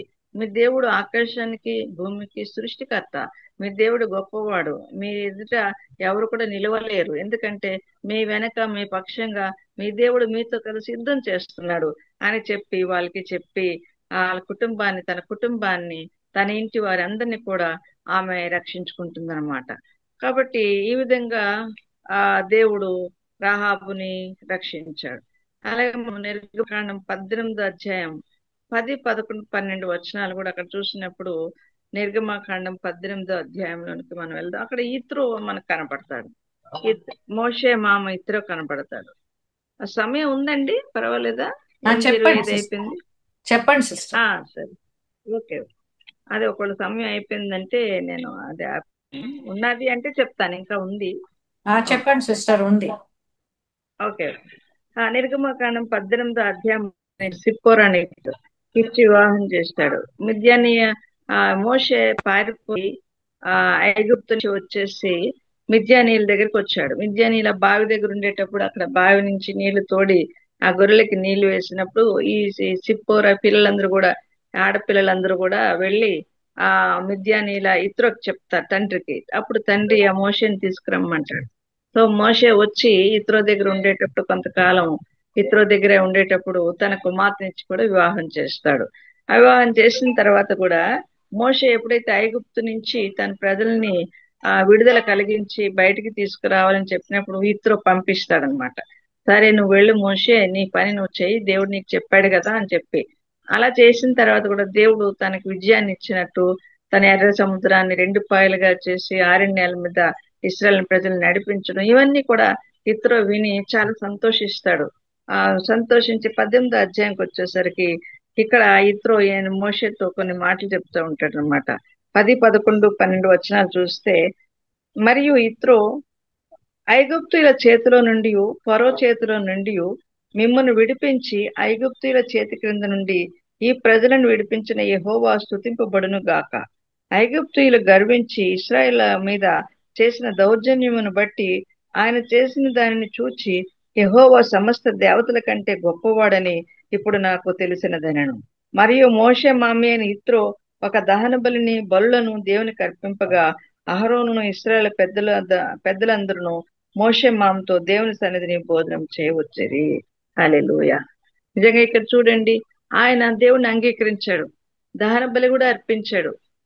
మీ దేవుడు చాలా గొప్ప దేవుడు, నాకు ఆశ్చర్యం అయిపోయింది, ఇన్ని యుద్ధాలు చేశాడు, తర్వాత ఎర్ర సముద్రాన్ని 2 పాయలుగా చేశాడు, ఆకాశానికి భూమికి ఆయన సృష్టికర్త అని చెప్పి ఇతరు కూడా ఆ మోషే యొక్క దేవుని మహిమపరిచాడు. మహిమపరిచి వచ్చి సమస్త దేవతల కంటే గొప్ప దేవుడని నేను తెలుసుకున్నాను అని చెప్తున్నాడు, సాక్ష్యం చెప్తున్నాడు. నువ్వు చేసినటువంటి పని వలన సమస్త దేవతల కంటే మీ దేవుడు చాలా గొప్పవాడు, కాబట్టి నేను ఆ దేవునికి దహన బలిని అర్పిస్తానని తను కూడా ప్రభుని అంగీకరించాడనమాట. అంగీకరించి దహన బలి అర్పించి వాళ్ళందరూ కలిసి అక్కడ భోజనం చేశారు. సో ఈ విషయం చూసినప్పుడు, అంతేకాకుండా ఇత్రో ఇంకో సలహా కూడా ఇస్తాడు. చూడండి, అతను ఒక అన్యుడు, మోషేని బట్టి ప్రభు దగ్గరికి వచ్చాడు, ప్రభుని అంగీకరించాడు. ఒక సలహా, మంచి సలహా, ఆలోచనకర్త అనమాట. మనకు ఆలోచనకర్త అనేకలు ఉండడం మనకి మంచిది అని సామెతల గ్రంథంలో రాయబడి ఉంటది. ఒక ఆలోచన చెప్పాడు మోషేకి, అదేంటంటే నిర్గమాకాండం 18వ అధ్యాయం చూస్తే 20, 21, 22 వచనాలు మనం చూస్తాం. అక్కడ ఏమని చెప్పాడు, నీవు వారికి ఆయన కట్టడలను ధర్మశాస్త్ర విధులను బోధించి వారు నడవలసిన త్రోవను వారు చేయవలసిన కార్యములను వారికి తెలుపవలను. మరియు నీవు ప్రజలందరిలో సామర్థ్యము, దైవభక్తి, సత్యాశక్తి కలిగి లంచగొండులు కాని మనుషులను ఏర్పరచుకొని 1000 మందికి ఒకనిగాను, 100 మందికి ఒకనిగాను, 50 మందికి ఒకనిగాను, 10 మందికి ఒకనిగాను వారి మీద న్యాయాధిపతులను నియమింపవలను. వారు ఎల్లప్పుడూ ప్రజలకు న్యాయం తీర్చవలను. అయితే గొప్ప వాద్యములన్నిటినీ నీ యొద్దకు తేవలను. ప్రతి అల్ప విషయమును వారే తీర్చవచ్చును. అట్లు వారు నీతో కూడా ఈ భారమును మోసిన ఎడల నీకు సులువుగా ఉండును. దేవుడు ఇలాగ చేయటకు నీకు సెలవిచ్చిన ఎడల నీవు ఈ పని చేయొచ్చు, దాని భారమును సహింపగలవు. మరియు ఈ ప్రజలందరూ తమ తమ చోట్లకు సమాధానముగా వెళ్ళుదురని చెప్పాను. ఎంత మంచి సలహా ఇచ్చాడో చూడండి. ఆయన వచ్చేసరికి మోషే గారు అందరినీ నిలబెట్టి తీర్పులు తీరుస్తూ ఉంటారు. వాళ్ళ యొక్క వ్యాజ్యాలన్నీ కూడా సమాధానం చెప్తూ ఉంటారు, తీర్పులు ఇస్తూ ఉంటారు. అది చూశాడు ఇత్రో.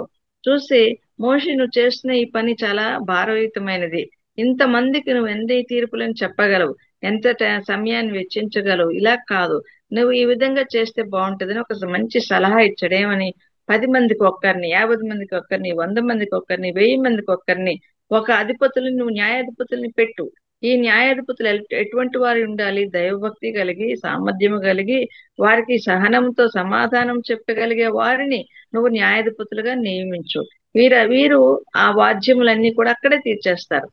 తర్వాత ఇంకా బాగా భారభరితమైనవి ఏమైనా ఉంటే నువ్వు దేవుని సన్నిధికి వాటిని తీసుకెళ్లి దేవుని అడిగి వారికి సమాధానం ఇచ్చి ఆ వాద్యాలను నువ్వు తీర్చవచ్చును. ఈ విధంగా నీకు దేవుణ్ణి అడిగి ఈ విషయము దేవుని ద్వారా తెలియజేస్తే దేవుడు అది చేయమని చెబితే నువ్వు చెయ్యు అని చెప్పి కూడా చెప్పాడు. చూసారా దేవుని అంత ఎంత భక్తో ఇతరుకి. అంటే నువ్వు దేవుణ్ణి అడుగు, నేను సలహా చెప్పాను కానీ ఈ సలహా నువ్వు పాటించడానికి దేవుణ్ణి ఒకసారి అడిగి దేవుని ఇష్టపడితే ఆ విధంగా నువ్వు పాటించి ఆ విధంగా నువ్వు చెయ్యి అని చెప్పేసి ఇత్రో చక్కగా చెప్పాడనమాట. ఇంకా ఇద్దరు కూడా మామ అల్లుళ్ళు ఎంత చక్కగా ఒకరికొకరు అనుబంధం కలిగినటువంటి వ్యక్తులు. చూసారా, ఆ విధంగానే మన కుటుంబాల్లో కూడా ఉండాలి అని నేను తెలియజేస్తా ఉన్నాను. ఇంకొకటి ఒక విషయము, ఇంకొకటి నిర్గమకాండములోనే 21వ అధ్యాయంలో నిర్గమకాండము 1వ అధ్యాయం 21 కాదు 1వ అధ్యాయంలో 15-21 చూస్తే షిప్రా పూయ హెబ్రీ స్త్రీలు అక్కడ హెబ్రీ స్త్రీలకి మంత్రస్థానులు వీరిద్దరు. నిర్గమకాండము మన 1వ అధ్యాయంలో 15-21 వచనాలు చూసినట్లయితే అక్కడ ఐగుప్తు రాజు ఈ షిప్రా పూయాలని పిలిచి ఏం చెప్తాడంటే ఆ హెబ్రీ స్త్రీలు కానిన కుమారులని అందరినీ కూడా మీరు ప్రాణాలతో బ్రతకనివ్వద్దు అని చెప్తాడు. అని చెప్పేసరికి వీళ్ళు ఏం చెప్తారంటే రాజుగారికి ఒక సమాధానం చెప్తారు. అయ్యా రాజా, మేము ఆ ప్రదేశానికి మేము వెళ్ళేసరికి వాళ్ళు చాలా చురుకైన వాళ్ళు, హెబ్రీ స్త్రీలు చాలా చురుకైన వారు. వాళ్ళు ఏం చేస్తారంటే మేము వెళ్ళక ముందే వాళ్ళు కాన్పీట్ల మీద పిల్లల్ని కనేస్తారు. వాళ్ళు చాలా చురుకైన వాళ్ళు, అందువలన ఆ పిల్లల్ని మేమేమి చేయలేము అని చెప్పి తప్పించుకుంటారనమాట. దేవుడి యందు భయం కలిగిన వారు ఈ షిప్రా పూయాలు. దేవుని అక్కడ మనం ఆ పేర అంతా చదివితే వారు దేవుని యందు భయం కలిగిన వారని అక్కడ రాయబడి ఉంటుంది. సో దేవుని యందు భయం కలిగి వారు ఏం చెప్పారు, పిల్లల్ని చంపడానికి వారు ఇష్టపడలేదు. ఆ ఫరో చెప్పినప్పటికీ కూడా వారు ఆ విధంగా చేయలేదు. అందువలనంట షిప్రా పూయాలు ఇద్దరిని కూడా దేవుడు ఆశీర్వదించి వారి వంశాన్ని అభివృద్ధి పరిచాడని ఆ గ్రంథంలో రాయబడింది అనమాట. కాబట్టి షిప్రా పూయాలు ఎవరంటే ఐగుప్తీయులు, వాళ్ళు మంత్రస్థానులు అయినప్పటికీ కూడా వారు దేవునికి మరి భయపడ్డారు. ఎంత మంచిగా ఆ రాజుగారిని కూడా తిరస్కరించి రాజుగారు చెప్పినటువంటి ఆర్డర్ని కూడా వారు శిరసావహించకుండా చక్కటి సమాధానంతో తిరస్కరించి మరి దేవుని యందు భయం కలిగి దేవునికి విధేయులయ్యారనమాట. ఈ మంత్రస్థానులు అయినప్పటికీ వాళ్ళ హెబ్రీ స్త్రీల దగ్గరికి వెళ్ళినప్పటికీ హెబ్రీ స్త్రీల యొక్క భక్తి భావం చూసి, వాళ్ళ డెలివరీ అయిన విధానాన్ని చూసి, వాళ్ళ యొక్క చురుకుతనం, వాళ్ళ భక్తి, వాళ్ళ విజ్ఞాపన, వాళ్ళ ప్రార్థనలు చూసి వీళ్ళు కూడా ఆ దేవునికి లోబడ్డారు, ఆ దేవునికి భయపడ్డారు. కాబట్టి మనతో సహవాసం చేసే ప్రతి ఒక్కరూ మనము దేవుని యందు భయభక్తులు కలిగి ఉన్నామని వారు మన కొరకు సాక్ష్యం చెప్పాలి. నేను అలాంటి సాక్ష్యాలు చాలా కలిగి ఉన్నాను. అయినప్పటికీ ఇప్పుడు సమయం లేదు కాబట్టి చెప్పలేను. తర్వాత ఎప్పుడైనా సమయం ఉండేటప్పుడు నేను ఇంకోసారి చెప్పడానికి చూస్తాను. అలాగే మనం చూస్తే ఇంకొక దీంతో నేను ఆపేస్తాను. రూతు గ్రంథం కూడా ఉంది. రూతు గ్రంథంలో మన రూతు గురించి కూడా కొద్దిగా చూసుకుని ఆపేద్దాం. రూతు గ్రంథము 1వ అధ్యాయము 2-3 వచనాలు మనం చూస్తే అక్కడ రూతు మోయాబీరాలని మనకి అందరికీ కూడా తెలుసు. సో రూతు మోయాబీరాలు అయినప్పటికీ అక్కడ ఏం జరుగుతుందంటే ఆమెని ఈమె నయోమి కోడలుగా చేసుకుంటుంది. తన యొక్క కుమారుడికి కోడలుగా చేసుకుంటుంది అనమాట. 2 కుమారులు ఉన్నారు నయోమికి.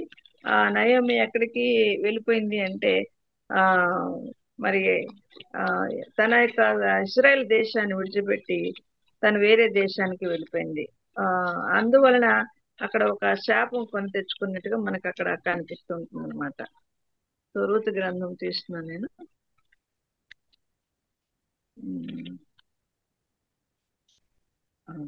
ఎక్కడికి వచ్చింది అంటే ఆమె బెత్లెహేము నుండి ఒక మనుష్యుడు తన భార్యను తన 2 కుమారులను వెంట పెట్టుకుని మోయాబు దేశానికి వచ్చేసారు. వీళ్ళు మోయాబు దేశానికి వచ్చిన తర్వాత తన భర్త చనిపోయాడు. తన కుమారులకి ఆమె వివాహాలు చేసింది. మహ్లోను కిల్యోను వారు యూదా బెత్లెహేము వారిని ఎఫ్రాతీయులు. వారు మోయాబు దేశంకు వెళ్ళి అక్కడ కాపురం ఉండేది. నయోమి పెనుమిటి చనిపోయిన తర్వాత ఆమెయు ఆమె 2 కుమారులను నిలిచి ఉండేది. వారు మోయాబు స్త్రీలను పెండ్లి చేసుకునేది. వారిలో ఒక దాని పేరు ఓర్పా, రెండవ దాని పేరు రూతు. సో ఈ విధంగా కుమారులు కూడా చనిపోయారు. మహ్లోను కిల్యోను కూడా చనిపోయారు. సో వాళ్ళ భార్యల్లో 2 ఉన్నారు, వారు ఓర్పా రూతు.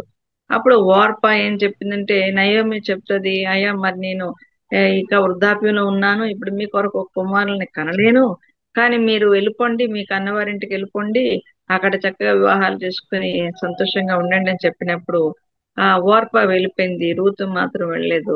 నీ దేవుడే నా దేవుడు, నీ ప్రజలే నా ప్రజలు, నీ దేశమే నా దేశము, నేను వెళ్ళను, నిన్ను విడిచిపెట్టనని చెప్పి నయోమితో ఆమె ఉండిపోయి మరి నయోమి దేవుణ్ణి ప్రార్థించడం వలన ఆమెకి దేవుడు ఎంతో ఆశీర్వాదం ఇచ్చాడంటే మరి మత్తయి సువార్త మన వంశావళిలో చూసినప్పుడు రాహాబు తర్వాత రూతు ఉంటుంది అనమాట. బోయజుకి ఈమె భార్య అవుతుంది. బోయజుకి రూతుకి పుట్టిన కుమారుడే ఓబేదు. ఓబేదు ద్వారా యెషే వచ్చాడు, యెషే ద్వారా దావీదు వచ్చాడు. కాబట్టి ఈ రాహాబు రూతు ఇద్దరు కూడా యేసు ప్రభు యొక్క జనన వంశావళిలో ఒక నిజంగా స్త్రీలు అనమాట. ఈ వీళ్ళిద్దరూ కూడా రాహాబు ఎరుకో దేశానికి చెందినవాడైతే మరి రూతు మోయాబు దేశానికి చెందిన వాళ్ళు. వీళ్ళిద్దరు కూడా ఇశ్రాయేల్లో కాదు, వీళ్ళిద్దరు కూడా అన్యులే. అన్యుల్ని దేవుడు ఏర్పాటు చేసుకున్నాడు, తన వంశావళిలో వీటిని నిలిపాడు. ఇక్కడ మనం ఈ రోజు మనం చూసిన ప్రతి స్త్రీ, ప్రతి ఒక్కరు కూడా అన్యులే అయినప్పటికీ వీళ్ళు దేవుని సహవాసం కలిగిన వారు. ఏ విధంగా అంటే ఒక్కొక్కరు ఎవరైతే వారు అన్యులైనప్పటికీ కూడా వారు దేవునితో సహవాసం, దేవుని బిడ్డలతో సహవాసం కలిగి ఉండడం వలన ఆ దేవుని ఆ యెహోవా దేవుని వారు కూడా ప్రార్థించి విజ్ఞాపనలు చేసి వారికి సహాయం చేసిన వారుగా, ఆ బిడ్డలకి సహాయం చేసిన వారుగా వీరు కూడా ఆశీర్వదించబడినటువంటి వంశంగా రూపొందించబడ్డారు, ఆశీర్వాదానికి కారకులైపోయారనమాట. ఆ బిడ్డలతో సహవాసం చేయడం వలన మనం చూస్తాం చూడండి, హాగరు అబ్రాహాంతో ఆమె సహవాసం, అబ్రాహాం కుటుంబంతో సహవాసం వలన ఆమె దేవునికి మొరపెట్టింది. ఎలియాజరు మనం చూస్తే దమస్కు వాడైన అబ్రాహాం పనివాడు కనుక అబ్రాహాం యొక్క ఆ ప్రార్థన భక్తి జీవితాన్ని అనుసరించి ఈయన కూడా యెహోవా దేవుని మొరపెట్టి ఆశీర్వాదాన్ని పొందాడు. అలాగే లాబాను బెతీయేలు చూస్తే సిరియా వాళ్ళైన అన్యులైన వాళ్ళు కూడా ఏం చేశారు, యెహోవా దేవుని గొప్పతనాన్ని గుర్తించి అబ్రహాం వలన వాళ్ళు కూడా తెలుసుకున్నారు. తన అబ్రహాం కుమారుడికి రెబ్కానిచ్చి వివాహానికి ఇష్టపడి ఆమెను పంపించారు. అలాగే రాహాబు చూస్తే ఆమె వేశ్య అయినప్పటికీ ఆ దేవుని యొక్క గొప్పతనం, ఆ రోజు ఎర్ర సముద్రాన్ని 2 పాయలు చేసిన సంగతి ప్రపంచం అంతా కూడా గుర్తించారు. ఆ యెహోవా దేవుడు గొప్పవాడు. యావే అంటే దేవుడు అనమాట, సృష్టికర్త. ఈ దేవుడు చాలా గొప్పవాడని ప్రపంచ జనం, ప్రపంచ దేశాలన్నీ కూడా గుర్తించినటువంటి విషయం జరిగింది. అంత అద్భుత కార్యం ఆ ఎర్ర సముద్రం 2 పాయలుగా చీలడం అనేది ప్రపంచంలో ఉన్న దేశాలు, ఈ 200 దేశాలు ఉన్నాయని చెప్పేసి అంటారు. 180 దేశాల పైన ఉన్నాయి. కాబట్టి ఈ దేశాలన్నీ కూడా ఈ ప్రపంచంలో జరిగిన ఈ గొప్ప కార్యం, ఇది నిజముగా జరిగిన కార్యం. ఈ అద్భుతాన్ని అందరూ కూడా ఆ రోజుల్లో తెలుసుకొని ఆ దేవుడు గొప్ప దేవుడు అని గుర్తించారు. అలాగే రాహాబు కూడా గుర్తించి ఆమె కూడా ఆ దేవుడిని రక్షణ కోరింది, దేవుడు రక్షణ ఇచ్చాడు. ఎంత గొప్ప దేవుడు అంటే అడిగిన వారికల్లా రక్షణ ఇచ్చేటటువంటి దేవుడు కదా. ఇత్రో కూడా మోషేని బట్టి రక్షణ పొందాడు, మిద్యానీయుడైనప్పటికీ కూడా. మరి అలాగే ఇత్రో మోషేకి సలహాలు ఇచ్చాడు, తన దేవునికి దహన బలి అర్పించాడు. చిప్రా పూయాలు కూడా మనం చూస్తే హెబ్రీ స్త్రీల దగ్గరికి వెళ్ళి వాళ్ళ డెలివరీల్లో వీళ్ళు పాలు పంపులు పొందడం వలన వారి భక్తి జీవితాన్ని బట్టి వారి దేవునికి వీరు భయపడ్డారు. భయపడి వీరి వంశాన్ని దేవుడు ఆశీర్వదించాడు. దేవుని యందు మనం భయం కలిగినప్పుడు, భక్తి కలిగినప్పుడు దేవుడు తప్పకుండా మనకి ఆశీర్వాదాలు ఇస్తాడు.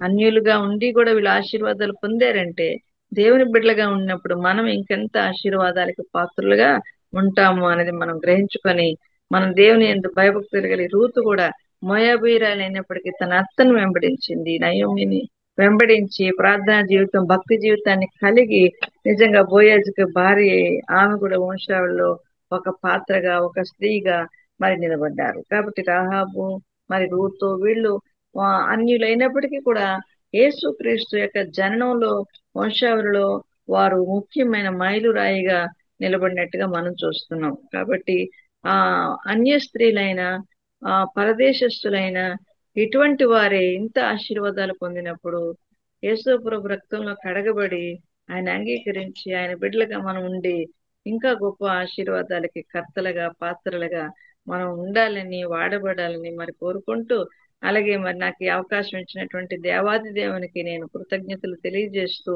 మీ అందరికీ నాకు నా యొక్క కృతజ్ఞతలు తెలియజేస్తూ నా ఈ మాటను ముగిస్తూ మరి సిస్టర్ ఎస్తేర్ రాణి గారికి సమయాన్ని నేను అప్పగిస్తా ఉన్నా.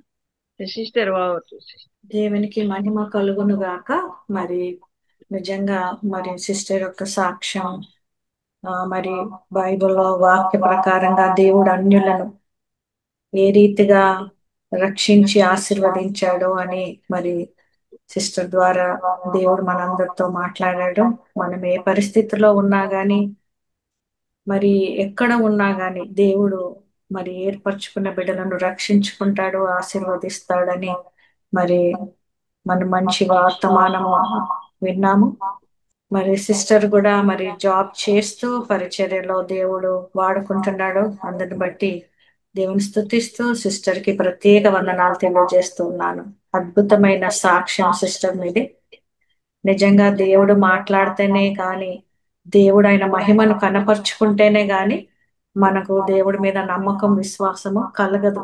అందుకనే ఎవరో చెప్తే ఎవరో నమ్మమంటే యేసుప్రభుని అది నమ్మే దేవుడు కాదు, అంటే నమ్మకం కలగదు యేసయ్య మీద. యేసయ్యనే తన మహిమను కనపరుచుకుంటాడు. అన్యులకు దేవుడని కనపరుచుకున్నప్పుడు వాళ్ళకు నమ్మకం విశ్వాసం కలిగినప్పుడు దేవుడే మరి వారిని రక్షించుకుంటాడు, కాపాడుకుంటాడు, పరిచర్యలో వాడుకుంటాడు. చాలా సంతోషము మా మధ్యకు రావడము, గొప్ప సాక్ష్యము వర్తమానం అందించడం మీకు ప్రత్యేక వందనాలు సిస్టర్. దేవుడి పరిచయం మిమ్మల్ని గొప్పగా వాడుకోవాలా అని మేము ప్రార్థిస్తూ ఉంటాము. మీరు కూడా ప్రార్థన చేయండి. మరి సిస్టర్ గారిని పరిచయం చేసిన నాగరాజ్ బ్రదర్ గారికి కూడా ప్రత్యేక వందనాలు తెలియజేస్తూ ఉన్నాను. మరి పరిచర్యలన్నీ కూడా దేవుడికి మహిమకరంగా జరగబడులాగున మనమందరము మన వ్యక్తిగత ప్రార్థనలో మనము జ్ఞాపకం చేసుకుందాము.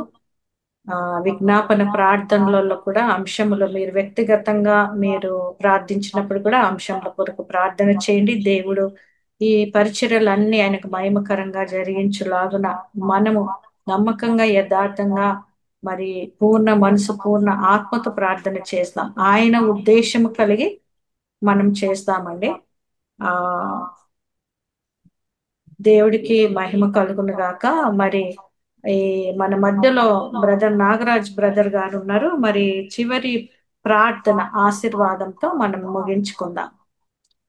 మరి యొక్క విషయము, మరి మనల్ని అద్భుతంగా ఆరాధనలో నడిపించిన సిస్టర్ మోజస్ ప్రణీత గారి కూడా ప్రత్యేక వందనాలు తెలియజేస్తున్నాను. థ్యాంక్ యూ సిస్టర్, మా మధ్యకు రావడము, దేవుడిచ్చిన తలాంతుల దేవుడి కొరకు చాలా సంతోషం. ఓకే, బ్రదర్ నాగరాజ్ బ్రదర్ గారికి సమయం అప్పగిస్తాను. థ్యాంక్ యూ అమ్మా, thank you sister. Praise the Lord. ప్రార్థన చేసుకుందాం. ప్రేమ నమ్మకం కలిగిన మా తండ్రి, కృపా సత్య సంపూర్ణుడా, మీకు వందనాలు స్తోత్రాలు చెల్లిస్తూ ఉన్నాం. మరొకసారి నాయన మీరు ఇచ్చినటువంటి లేఖనాలను బట్టి మీకు వందనాలు చెల్లిస్తూ ఉన్నాం. ఏ విధంగా మీకు నాయనా ప్రభా మేము మీ రుణం తీర్చుకోగలం తండ్రి. సజీవులమైనవిగా మీ వాగ్దానాలు ప్రభా మా పట్ల నా పట్ల మీరు నెరవేర్చినటువంటి ఆ అద్భుత కార్యాలను వివరించడానికి వినడానికి మీరు మాకు ఇచ్చిన గొప్ప భాగ్యం నాయన, మీకు వందనాలు దేవా. మీ యొక్క వాగ్దానం ఉంది, నమ్మకమైన దేవా, ఎల్లప్పుడూ నాతోను మాతోను ఉంటానని వాగ్దానం చేసినందుకై వందనాలు నాయనా ప్రభా. మీ కొరకు నాయన మా ప్రేమను బలపరిచి నాయనా ప్రభా మిమ్ములను విశ్వసించుటకు నాకు మాకు ఈ విధమైనటువంటి నాయనా తండ్రి ఆ యొక్క ప్రభా ఆన్లైన్ ద్వారా ఈ యొక్క జూమ్ ద్వారా మీరు ఏర్పాటు చేసుకున్నటువంటి మీ దాసురాలు నాయన ప్రియా సిస్టర్ నాయన ప్రభేశ్వర్ గారిని బట్టి మీకు వందనాలు చెల్లిస్తూ ఉన్నాం. వారి టీంని బట్టి మీకు వందనాలు చెల్లిస్తూ ఉన్నాం దేవా. ఇదిగో నాయన మేము ఎక్కడ తప్పిపోతామో, ఎక్కడ ఏ విధంగా ఉంటున్నామో అని ప్రభా మీ యొక్క వినయముతో నాయన దిద్దుబాటును ప్రభా తండ్రి మీరు మాకు చేయుట కొరకై ప్రభా నాయన మమ్మల్ని స్వీకరించి నాయన ప్రతిరోజు ఈ విధంగా నాయన వారానికి ఒక్కసారి ఈ విధంగా అయ్యా తండ్రి అనేక విధాలుగా మీరు మమ్మల్ని నాయన ప్రభా హెచ్చరిస్తూ నడిపిస్తున్నారు. మీకు వందనాలు చెల్లిస్తూ ఉన్నాం దేవా. నేను ఇంతవరకు నేను వాక్యాన్ని అందించిన మీ యొక్క బిడ్డ నేను సిస్టర్ జయదేవి గారిని బట్టి మీకు వందనాలు స్తోత్రాలు. పాల్గొన్నటువంటి ప్రభా సుమారుగా 20 మందికి పైగా నాయన పాల్గొన్నట్టుగా మేము చూస్తున్నాం. వారి వెనుక ఉన్నటువంటి వారిని బట్టి కూడా మీకు వందనాలు స్తోత్రాలు ప్రభా. మీరు జ్ఞాపకం చేసుకునండి. ఈ యొక్క రాత్రికాల సమయంలో ప్రభా నాయన మేము విజ్ఞాపన చేస్తూ ఉన్నాం నాయన. సెప్టెంబర్ మాసంలో నాయన ఇదిగో ఎస్కోట ప్రాంతం, అరకువేలి నాయన తండ్రి, అలాగే రాజమండ్రి ప్రాంతం నాయన మాకు నాయన సువార్త నాయన సర్వే నాయన ఉంది ప్రభా.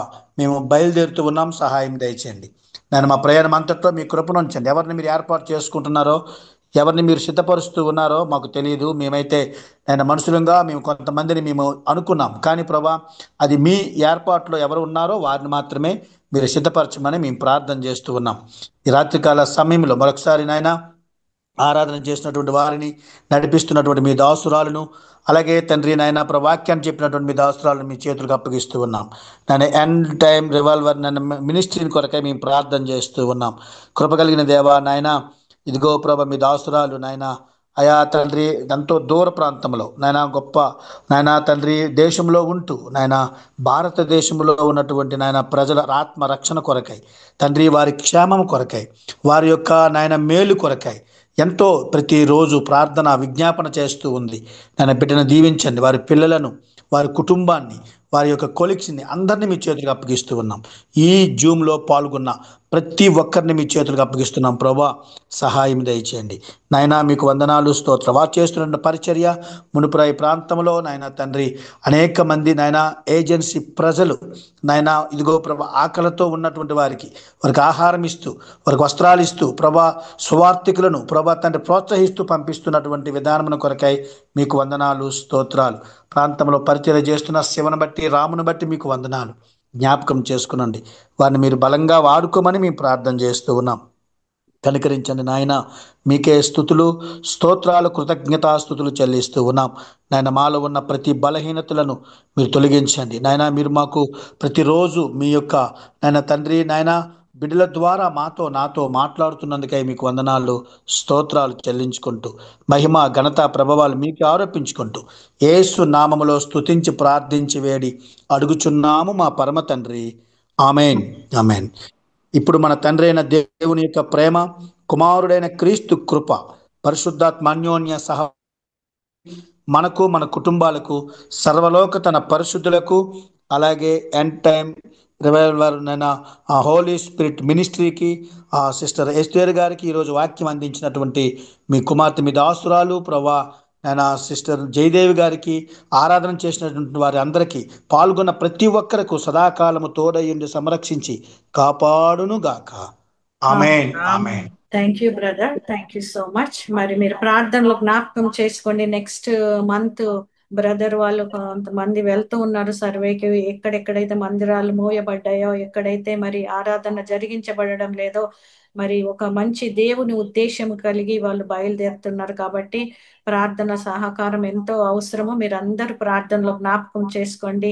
దేవుడు మహిమకరంగా తన పరిచర్య జరిగించలాగన మీరు ప్రత్యేకంగా ఈ యొక్క విషయాన్ని జ్ఞాపకం చేసుకొని ప్రార్థన చేయమని కోరుతూ ఉన్నాను. Thank you so much once again. మీ అందరికీ మరి ఒకసారి ప్రత్యేక వందనాలు.